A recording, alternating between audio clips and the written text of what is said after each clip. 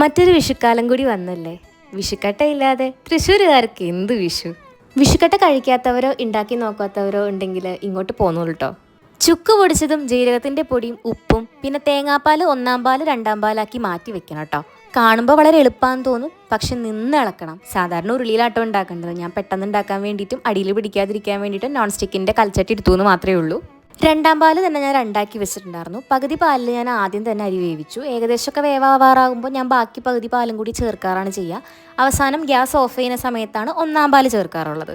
പാത്രത്തിൽ ആവശ്യത്തിന് നെയ്യ് തടവുക. അതിനുശേഷം ഉണ്ടാക്കിയത് അതിലേക്ക് ഒഴിച്ച് വെച്ചിട്ട് സെറ്റ് ചെയ്യാൻ വേണ്ടി മാറ്റി വെക്കാം കേട്ടോ.